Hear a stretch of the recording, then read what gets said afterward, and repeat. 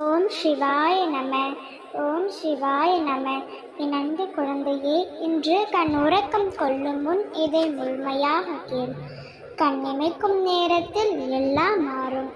உன் வாழ்க்கை நீ நினைத்தபடி மாறுவதில் நீ உணர்வாய். இப்பொழுது கொஞ்சம் அமைதியாக அப்பாவின் வார்த்தைகளை கேள் மகனே. நீ வாழ பிறந்திருக்கின்றாய். வாழ்வை அனுபவித்து வாழவே பிறந்திருக்கின்றாய். அதற்கு தடையாக உள்ள கஷ்டங்களையும் பிரச்சனைகளையும் வேறு விதமான சூழல்களையும் நீக்கி எல்லாவற்றிலும் சம்பூரணமாக நீ வாழ வேண்டும் என்பதே இந்த அப்பாவின் விருப்பம். அப்பாவின் விருப்பம் முன்வாழ்வில் நடைமுறைக்கு வர வேண்டும் என்றால் நான் உன் மனதில் நிரந்தரமாக நிலைத்திருக்க வேண்டும். மனநிலை மற்றும் மாறுதல்களுக்கு மௌன சாட்சியாக இருப்பவன் நான். ஆம் தங்கமே, உனக்கு ஏற்படும் மாற்றங்கள் உனக்கே தெரியாமல் இருக்கலாம். உன் வாழ்க்கையில் ஏற்படும் மாற்றங்கள் யார் கண்களுக்கும் புலப்படாமலும் இருக்கலாம். ஆனால் எல்லாவற்றிற்கும் உன் மனசாட்சியும் இந்த இறைவன் சாட்சியும் எப்பொழுதும் இருக்கும். இப்பொழுதுமே கூட உன் மனதிலும் உன் வாழ்விலும் பல மாற்றங்கள் நிகழ்த்து கொண்டுதான் இருக்கின்றது. நீதான் சில சமயங்களில் அதில் உணர்ந்து கொள்ள முடியாமல் தவிக்கின்றாய். என் அப்பா எனக்கு எதையும் செய்யவில்லை என்று கதறி அழுது துடிக்கின்றாய். நீ அழுத நாட்கள் முடிந்து போகும். ஆனந்தமான காலம் உனக்காக காத்திருக்கும்.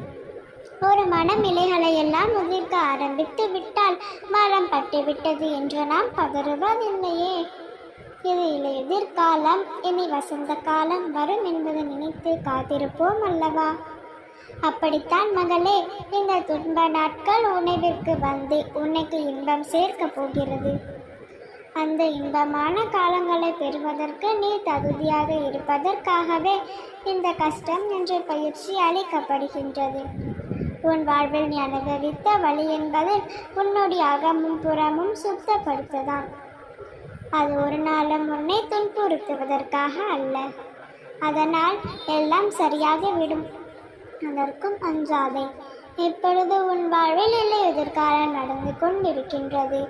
கூடிய விரைவில் வசந்த காலம் வரும். வாழ்க்கை ஒரு நாளும் பட்டு போகாது.